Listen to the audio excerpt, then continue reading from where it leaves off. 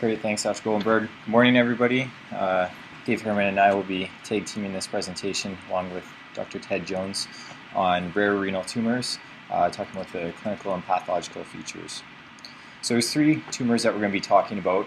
One is mixed epithelial and stromal tumor, or MEST, renal sarcoma, and epithelioid angiomyolipoma. So the first case is that of mixed epithelial and stromal tumor. There's a 59-year-old Asian female that was referred for microscopic hematuria. Her review of systems urologically was negative. Past medical history was significant for hypertension, diabetes, and dyslipidemia. She was on a statin, an ACE inhibitor, and metformin. Family history was non-contributory, and on physical examination, it was unremarkable with a BMI of 27. So she had a cystoscopy for evaluation, which was normal. Also had serum blood work, which was all normal, had a healthy GFR greater than 90, and a renal ultrasound demonstrated a 4.5 centimeter complex cystic left renal mass. This lesion had been seen approximately 11 years ago, and at that point in time, it had been decided to manage conservatively and just observe this. An additional CT scan was ordered here. It was IVP. And as you can see in the interpolar region of the left kidney, there's a complex cystic lesion arising exophytically. As we scroll through, you'll see an enhancing piece of tissue that arises within the lesion. And this was initially thought and reported by the radiologist as normal renal parenchyma separating two complex cystic structures. As such, they classified it as a Bosniak 3 and not a Bosniak 4. So here's the remainder and some coronal slices right here, just showing this enhancing lesion. On the excretory phase, you can see that the renal pelvis and collecting system is not in continuity with the structure, and the contrast is all outside of the cystic structure. So in summary, the CT scan demonstrates a 5 by 4 by 5 centimeter complex left renal cyst that was diagnosed as a Bosniak 3. And the contralateral kidney was normal, the vasculature was normal, there was no lymphadenopathy, no signs of metastases, and the only other findings on the CT scan was a 1.2 centimeter liver hemangioma and a bulky uterus. So the question of management came up, and it was decided that a follow-up in 6 months' time would be warranted for repeat imaging. Repeat CT scan was done, and there was a stable appearance of this cyst.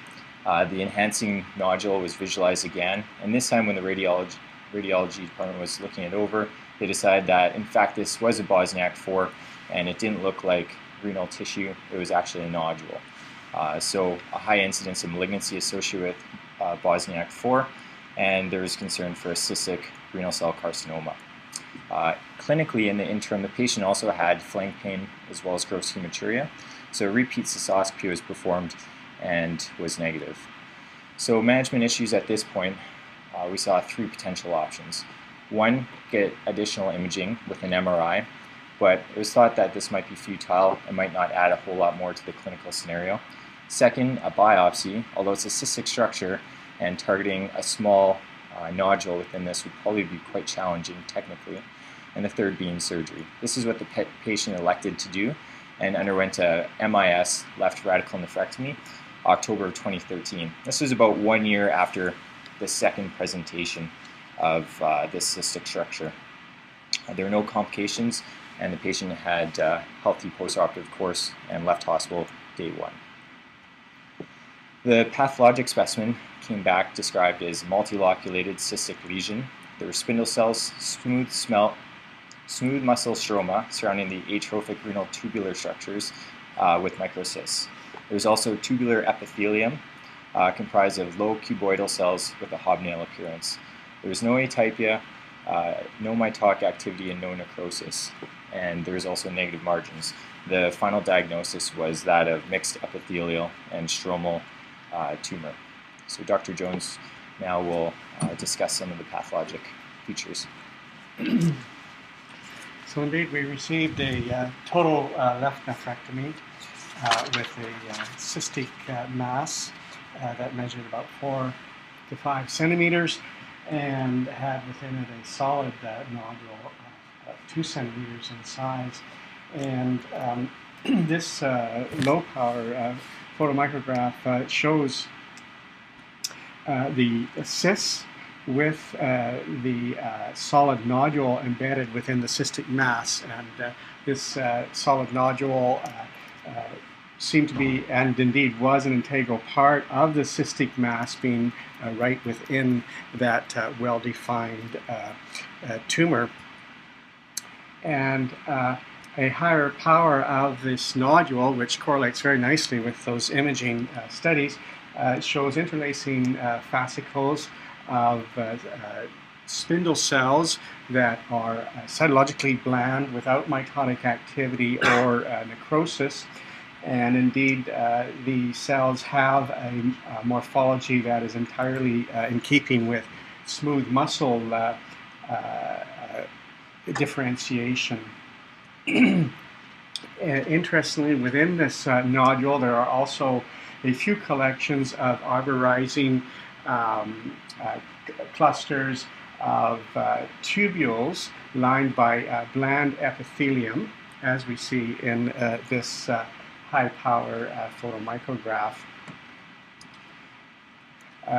The predominant morphology of the tumor was that of a cystic mass with thin-walled, multiloculated cysts lined by cuboidal to flattened to at times hobnail bland epithelium of tubular epithelial type, with a spindly stroma that at times resembled ovarian type tissue, which is characteristic in both the mixed epithelial stromal tumor and the entity of cystic nephroma. Interestingly, in this case, we also had some urothelial type epithelium lining the cyst, and that is more typical of a mixed epithelial stromal tumor, although typically the mixed epithelial stromal tumor has more solid areas. There is some discussion in the pathology literature that cystic nephroma and mixed epithelial stromal tumor indeed represent the same pathologic entity with varying degrees in the spectrum of solid and cystic, the cystic nephroma being entirely cystic with no solid areas, typically without smooth muscle, and with a cuboidal to hobnail cell lining without other lining types, and without tubular or nephron tissue in the walls. Typically, a mixed epithelial stromal tumor has more solid component than this particular case. However, given the the fact there was a solid nodule of smooth muscle, there was the range of epithelial lining, this was classified as a mixed epithelial stromal tumor. This immunostain is directed at Desmond, just highlighting the fact that this stromal nodule is smooth muscle, and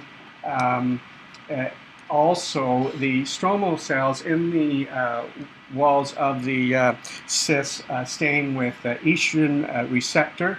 This immunostain highlighting nuclear positivity in scattered stromal cells. That feature actually is identified both in mixed epithelial stromal tumor and cystic nephroma, and is cited as evidence that they are one and the same pathologic entity with a range of cystic to solid appearances, the name cystic nephroma being applied to when it is purely multiloculated cystic mass.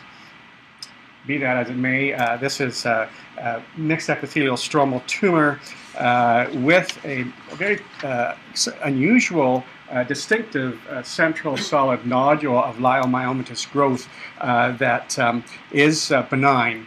This is a benign lesion, most commonly found in women and middle-aged women, and the post-operative course is expected to be entirely benign. Very rare reports of malignant transformation have been described in these lesions, but there's absolutely no evidence of that in this case. And I should mention that the smooth muscle nodule had a very low Ki67 or proliferative rate of less than 5%.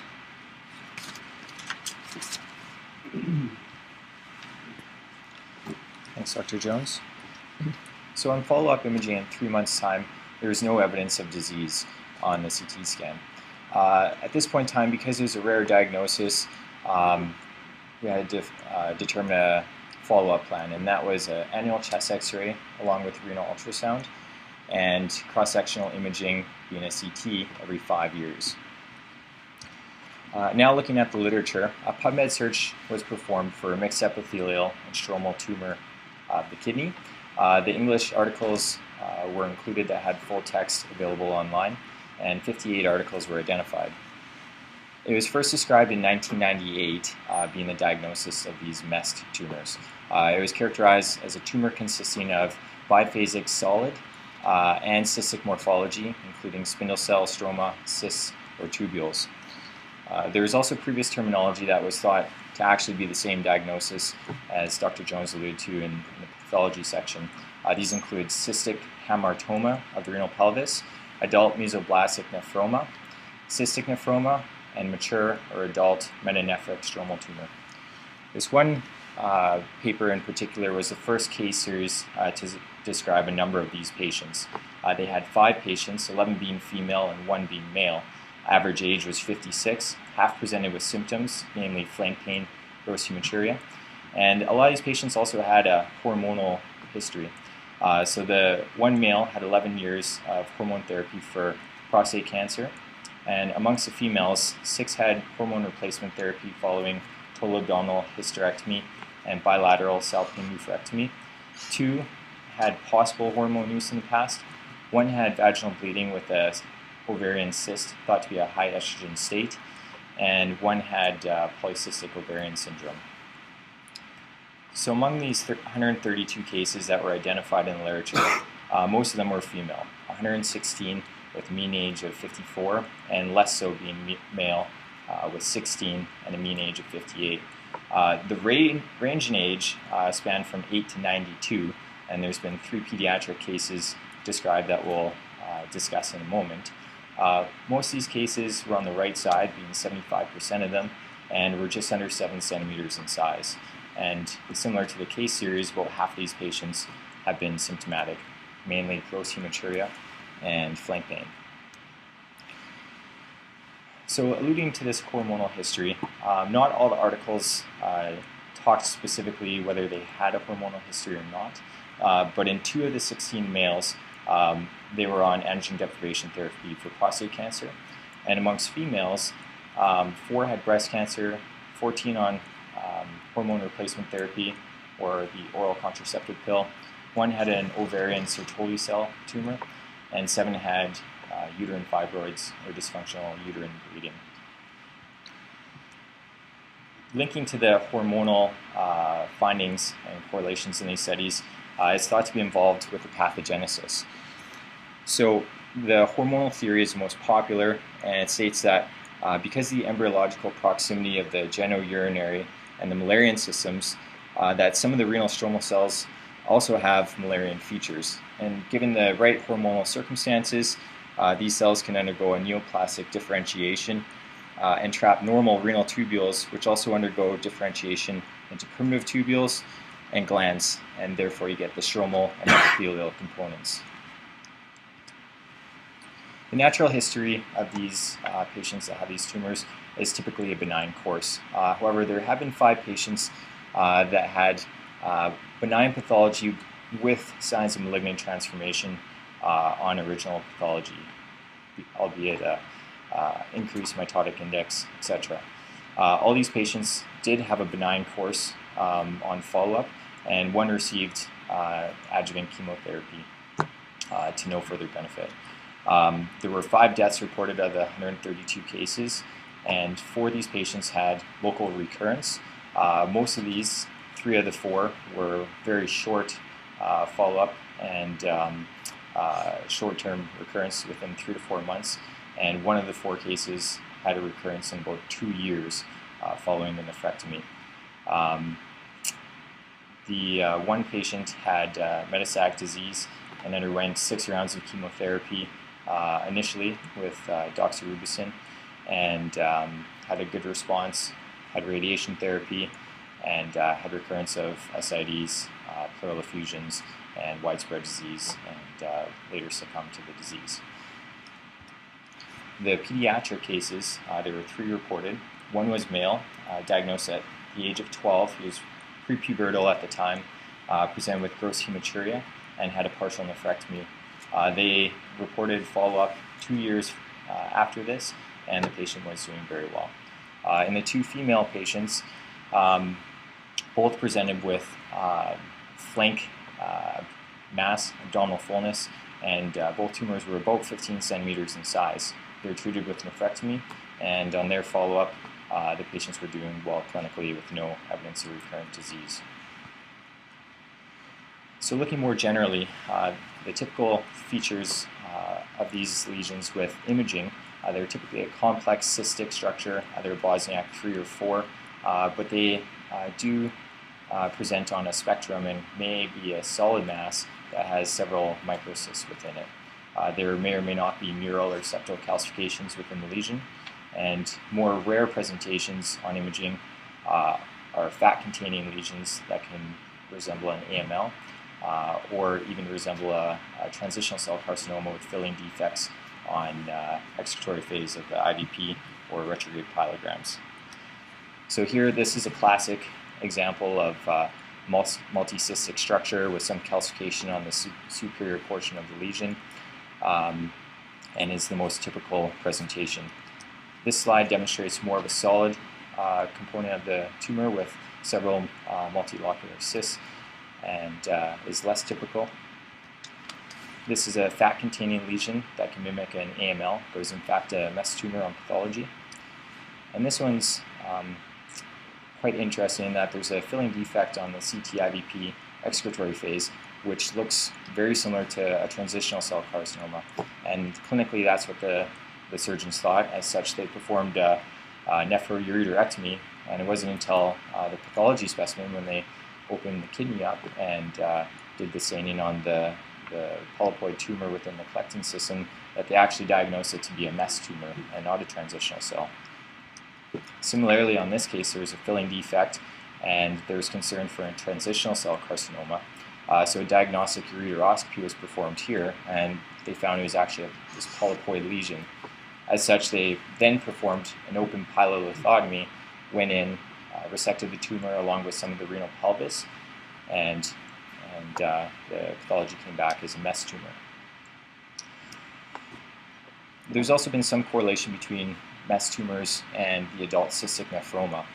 So as a quick review, cystic nephromas typically present bimodal in age, with boys 2 to 3 years of age and women in their 40s to 50s. Has been long time diagnosed. The pediatric cohort is thought to be a continuum, perhaps with differentiated nephroblastoma and cystic Wilms disease, but in the adult version of cystic nephromas, it's thought that it could be actually a continuum with these MEST tumors, and these do not contain the blastomal elements that the pediatric groups do. Both are very rare renal tumors. Cystic nephromas have been described in adults, approximately 300 cases in the literature, where 132 with the MEST tumors. There's also a preponderance for female presentations, 8-to-1 ratio in the cystic nephromas and a 10-to-1 in the MEST tumors. Most of these have a benign course similarly, and they also share a lot of histologic gene expression profile similarities between the 2 diagnoses. Entertaining differential diagnosis of these complex cystic structures, most concerning is cystic renal cell carcinoma, and if there's a concern about that, it has to be managed accordingly. It could also present similar to a benign complex cyst, adult cystic nephroma, MEST tumor, an abscess in the right clinical scenario, MCDK kidney, or it could be an obstructed duplicated collecting system, but if you get delayed films, perhaps you might have some contrast filling within these systems and rule this out. Any questions about this portion? What's the rationale for follow-up CT scanning? I think because it's so rare, there's a little bit of uncertainty. Most of the follow-up in the literature kind of stops at about 2 years. The 3 of the 4 recurrences were locally within 3 to 4 months. One was at 2 years, and nothing has really been reported beyond that. I think the probability, if you are going to get a recurrence, which is low to begin with, probably in the order of about 2 or 3%, it's probably going to be soon, but there's not really much stuff out there. So I'm just wondering, like, it shows every 5 years, not every 2 years. There's just no rationale. Yeah. And does this occur in other organs? Does this histology appear in other organs of the body, or is it just the renal? You do get cystic masses, for example, in the pancreas that can have a very strong influence related to this.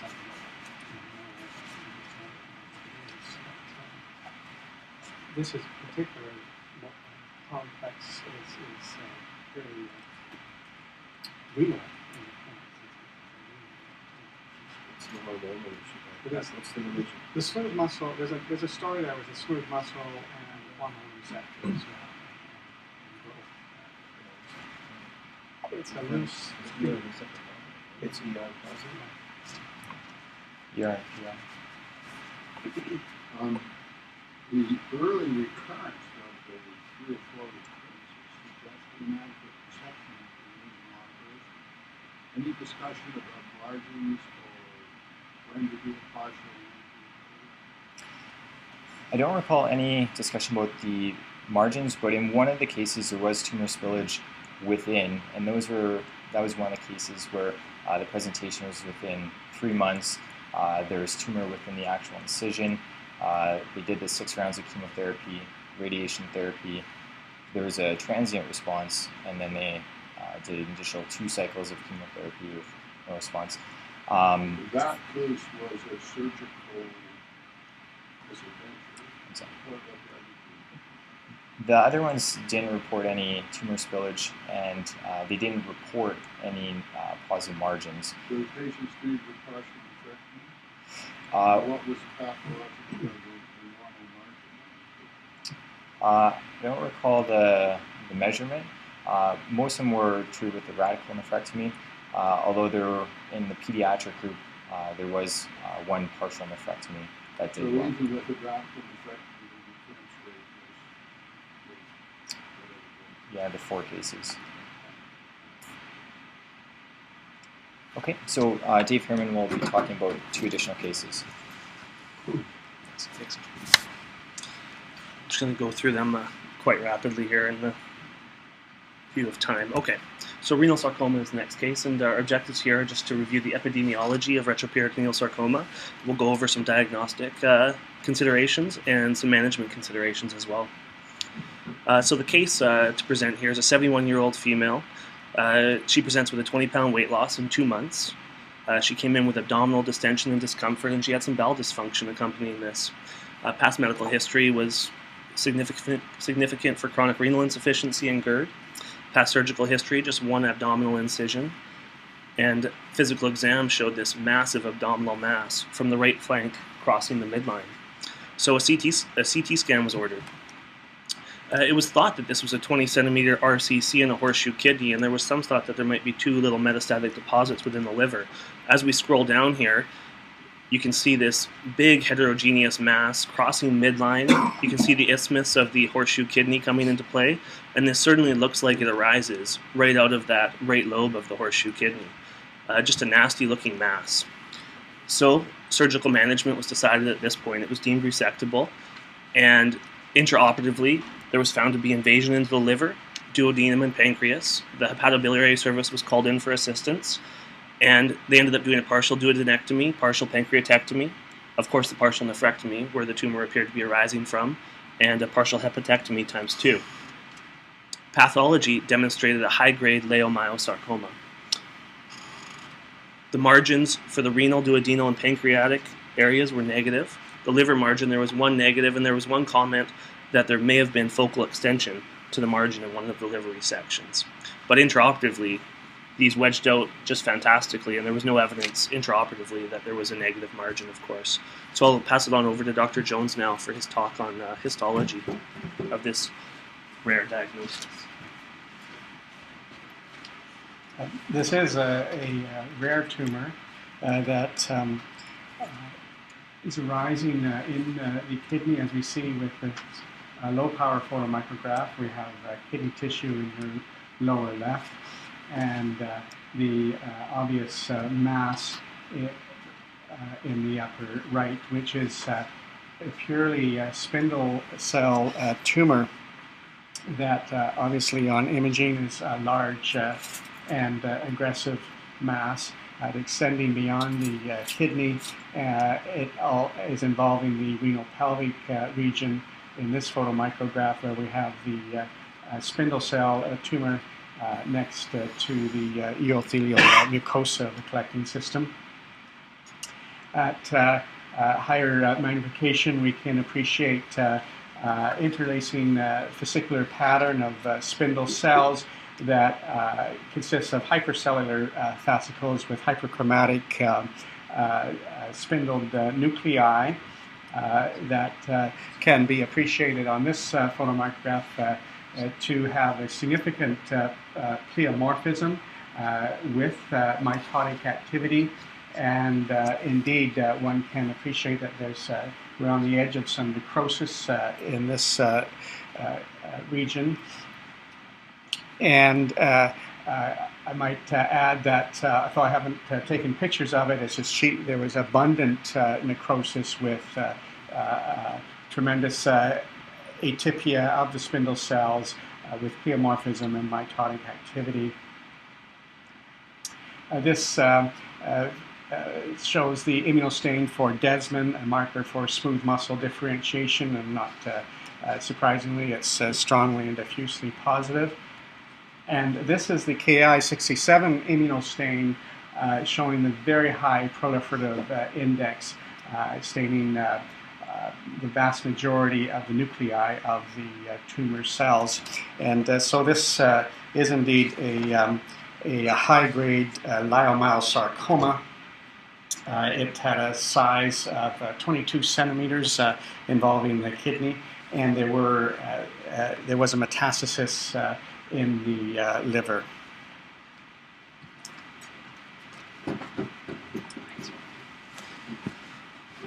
So I've sort of grouped renal sarcomas into the retroperitoneal sarcoma group as well. And sarcomas are 1 to 2% of all solid malignancies. Less than 10% of these are retroperitoneal. They seem to appear in the 5th decade, and it seems to be equal male to female ratio. And of course, whenever you see a retroperitoneal tumor, there's a differential diagnosis that goes along with it, and you have to think of all the structures that these tumors could be arising from. There is some talks about some radiologic signs of renal sarcoma, but certainly these can mimic other tumors in the retroperitoneum as well. They talk about large soft tissue mass involving or derived from the kidney, the absence of lymphadenopathy, thrombus, or distant metastases, apparent origin from the capsule or perisinus region, presence of fat or bone to suggest a variant of a sarcoma, or the hypovascular nature of these lesions. Tumor staging, to run through briefly, is based on histologic analysis, of course, well, moderate, poorly differentiated. They only talk about, they have a T and M staging, but T only has T1 and T2, and basically it's based on size, and it's based on depth of tumor invasion. This gives you a stage, higher stage being worse prognosis than lower stage, of course. The reason I talk about that is because most of these retroperitoneal sarcomas present large and deep. So they're already high stage diseases, and with that, they have worse prognosis than, say, a limb sarcoma or something of that nature. Symptoms of these conditions include vague abdominal pain, bowel obstruction, bowel complaints, possible neurologic manifestations from some nerve impingements, but pretty vague. That's why they're presented and picked up late often. Workup, of course, is history and physical. Labs, basic labs are important.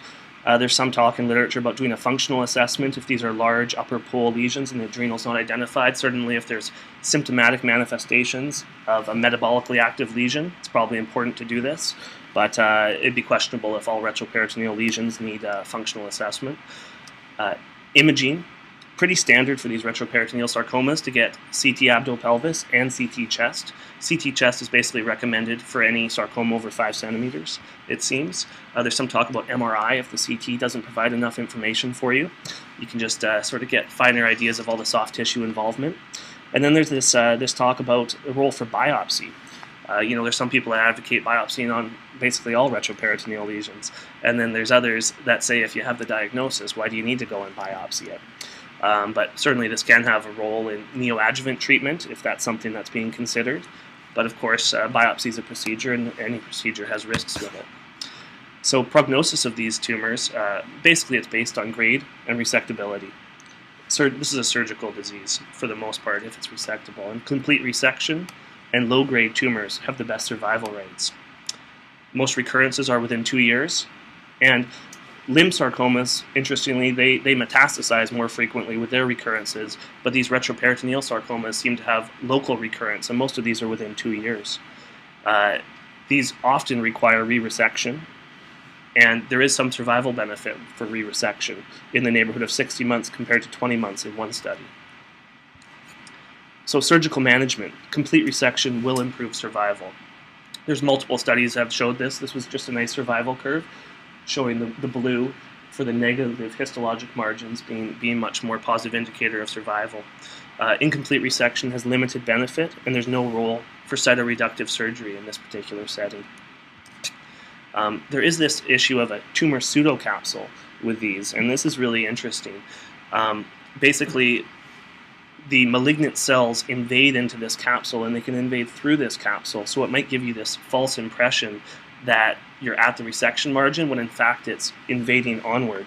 So I thought that was a really interesting part of this particular tumor, which you don't see in all tumors. This is also another interesting thing. We know in our case that I just presented, there was a lot of organs resected, but when you're managing these retroperitoneal sarcomas, that's basically what you have to do. 75% of the time, when these are operated on, there's resection of at least one adjacent organ, and you can just look down the list there.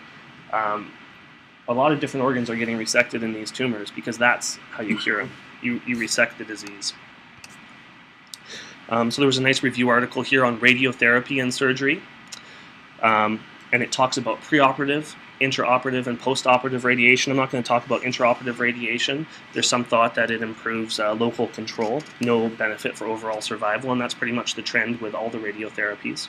So preoperative radiotherapy, a lot of groups are advocating this nowadays, and the main reason they're advocating it is because they feel like preoperative radiotherapy might be more well tolerated. There's some thought that the tumor can protect the visceral organs, which are highly sensitive to radiation and quite toxic. There's talk that the radiation may actually thicken the pseudocapsule and make it more acellular and possibly give you a better margin. And there's also talk that the increased oxygen of the tumor before the surgical state could make it more radiosensitive. Basically, this review study that we saw, they saw the 5-year local recurrence of preoperative radiation was 12 to 62%, so a little better than surgery alone. The 5-year overall survival rate ranged from 50 to 74%, but most of the studies were around the 50% mark, and surgery alone is about 50% 5-year overall survival rate. So their conclusion was preoperative radiotherapy improves local control, and it may improve survival, but certainly there's been no randomized control style studies for this yet, so we really don't know. Some considerations for this: tissue diagnosis is needed prior to doing a radiotherapy, so it would say that this is not a biopsy, or this is not a fully resectable lesion. We should go get a biopsy first so we can figure out all the plan. You need to wait 4 to 6 weeks before surgery, so there's a delay in getting surgery if you're going to do the radiation option just to let things heal up. And we already talked about this may limit radiation toxicity with the size of the tumor itself protecting other organs. Post-operative radiotherapy, this is given 4 to 6 weeks after surgery. It's also shown improved local control with decreased local recurrence rates. Not quite as good as the preoperative radiotherapy, but still in the ballpark. There's decreased time to local recurrence, and there's, again, no change in overall survival, so it's the same theme. And there's a real concern here about increased radiation toxicity. Specifically, they feel like the bowel's fixed, and it's just the visceral organs getting hammered with this radiation, and possibly a wider radiation field to begin with. So there's talk about using chemotherapy in these tumors. There's adriamycin and ifosfamide, and they've shown a partial response in up to 50% of patients and a complete response in less than 10% of patients. So really, we don't have great systemic therapies at this point, and these are preserved for pretty healthy people in a metastatic setting. So then we talk about the use of percutaneous biopsy. This is a nice European review article on it, and they talk about the indications for biopsying a retroperitoneal lesion. And basically, there's 6 considerations they talk about. First one is small renal mass that are indeterminate on abdominal imaging, renal masses that are suspicious for metastatic disease, incidentally diagnosed small renal masses, and the bottom one I'll just highlight is unresectable retroperitoneal renal tumors involving the kidney. Nowhere does it mention resectable disease. If it's resectable disease in the retroperitoneum, it still seems there's consensus that we should go in and get that and take it out. So renal mass biopsy complications, there's a couple articles here that just talk about them, and it's exceedingly low nowadays with today's techniques. Major complications of these, the arteriovenous fistulas, the bleeding requiring transfusion, serious infection, abscess formation, that type of thing. Very rare to somebody need admission. So these are very safe. They always talk about tumor seeding the tract, and it's most studies nowadays are saying that's more anecdotal and it's not happening nowadays. But I mean, there's always cases where this defies odds. So overall, this is a fine balance. Do you biopsy or don't you biopsy these lesions? Do you give radiotherapy? Don't you give radiotherapy? I think in the case that we presented, this was a massive tumor. Radiation would have been the entire abdomen. There would have been a huge sequelae of that. Do you biopsy it? Well, you know, it was pretty resectable for the most part, and surgery seems like the way to cure these things after reading everything. So, questions? You have to be just a little bit careful. You have to remember that at least at PGH, the protocol for some is neoadjuvant therapy, and that's quite standard. Without the data or with data, that is what's done here. So, and again, the goal of sarcoma is to get into margins. And if you think it is a kidney cancer, obviously it's reasonable just to do it, but to say that just because of the retroperitoneal mass of the second one you should attack it with biopsy may not be the predictive one you should say for all cases. I think the point is if you think at all it could be something other than a renal cell, so this other presentations of the imaging that you think that it could be something obscure. I know that can be difficult, in this case it's impossible, but if you think that it is a sarcoma, however it's presented, and it is just to consider just like Yeah, that's a good point. That's great. Alan, what do you think of the efficacy of radiation? And Well, that's in so we've had, Peter and I have had a lot of situations in which post-operatively we get in trouble with the sarcoma surgeons by saying, why didn't you get a biopsy? And these are cases where it clearly looked like an renal tumor or renal tumor, and then they'll say it's because we should have radiation. And we'll challenge them with that there. There's very little data. But then they come back and say this is your consensus viewpoint is, well, this is a patient that has only one shot at cure, and you have to do everything you can to ensure they never know. And that's what they're saying. Hopefully 5 years they'll publish the data. But for the last 2 years at least, they've been doing new adjuvant radiotherapy and every patient has been biopsies. And that's not almost every. The EORTC is doing a phase 3 trial right now on radiotherapy preoperatively, then surgery, for surgery alone. So that should be coming in the next few years, but we'll see. Yeah, the evidence is not good. I have a little minor comment is if it involves the kidney or the adrenal gland and you're working with the sarcoma people, our major contribution is to open the chest and prevent operation.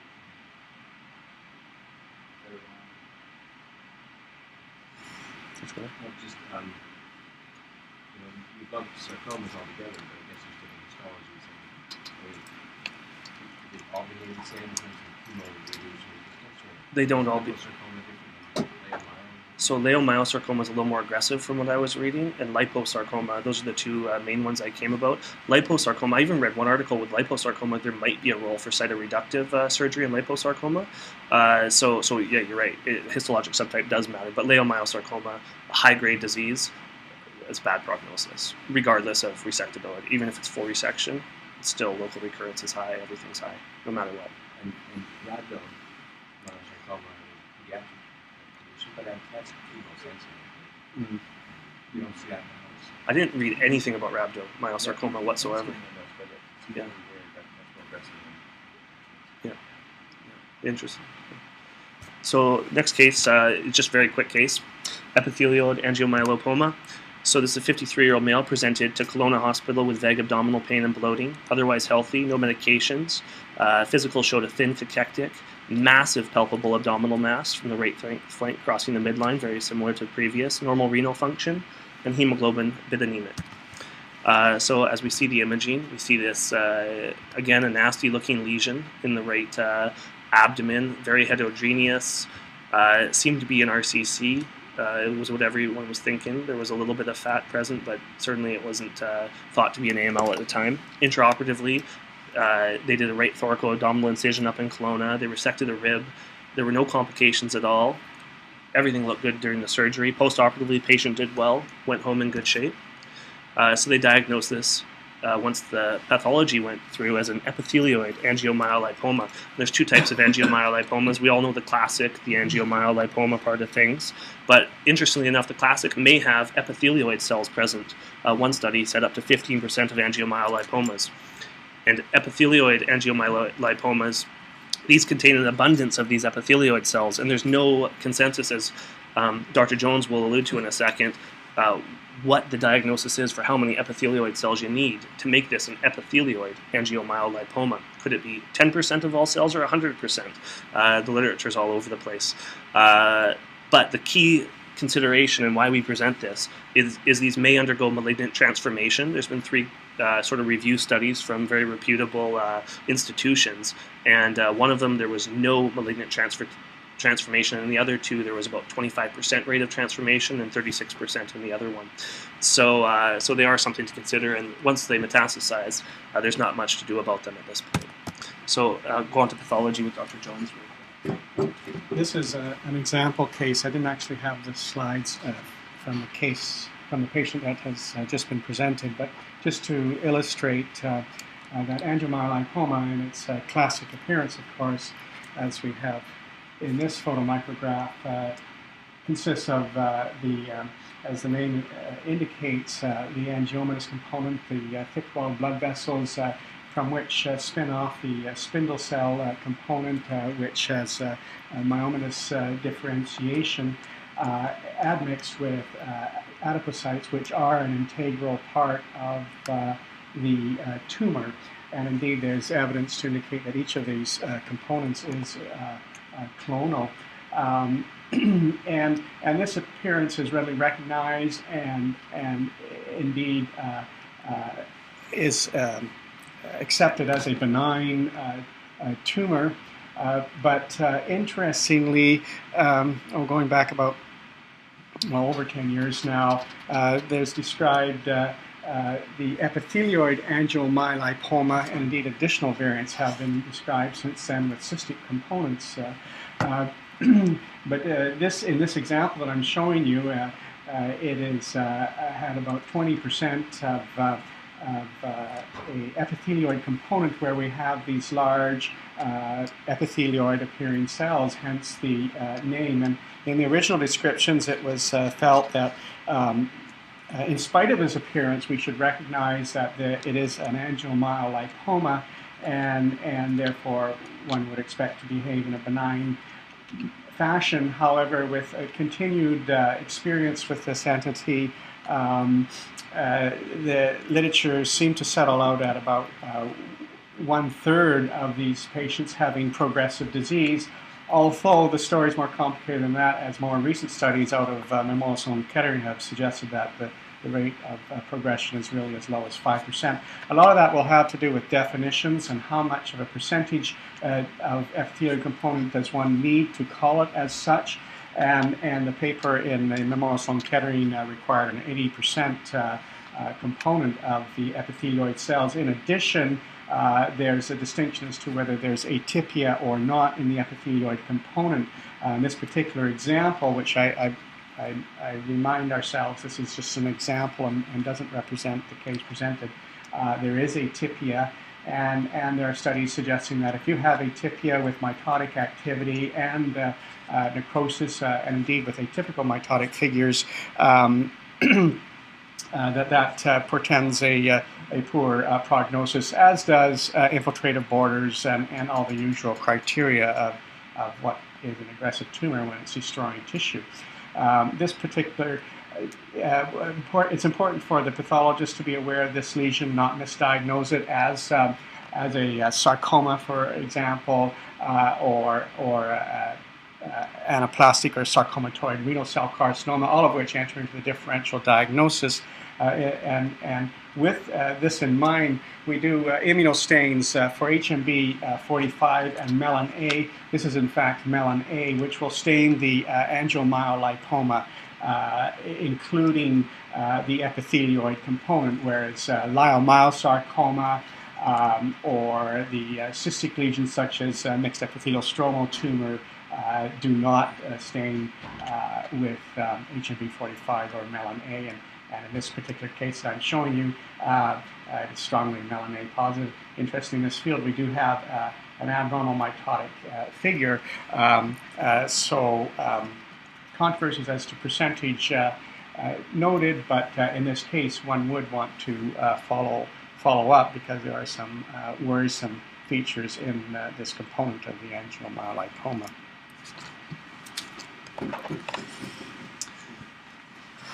So quickly, diagnosis. Dr. Jones just went through that, basically, the histologic diagnosis, and treatment of this is also surgical. And just two more slides here, and we sort of present this idea, could you use mTOR inhibitors, Everolimus, in the potential metastatic setting? There's been one study basically looking at Everolimus for angiomyolipoma associated with tuberous sclerosis complex or sporadic lymphangioleiomyomatosis. Basically, this looked at people 18 years or older with one of these diagnoses, and their AML had to be greater than 3 centimeters. They did a 2-to-1 randomization to Everolimus versus placebo. Their primary endpoint was 50% reduction in total volume of the target lesion. And for the 118 patients they enrolled, the response rate in the treatment group was 42%. So 42% had greater than a 50% reduction in their angiomyolipoma, and 0% for the placebo group, as would be expected. So essentially, Everolimus was thought to be safe. It reduced the size of these AMLs, and it could be a treatment for large AMLs that are symptomatic in tuberous sclerosis before going on to surgery. Potentially, that was the idea of the article. And could it be a treatment in metastatic epithelioid AML? There's no data to suggest it could, but possibly. That's it. See you next week.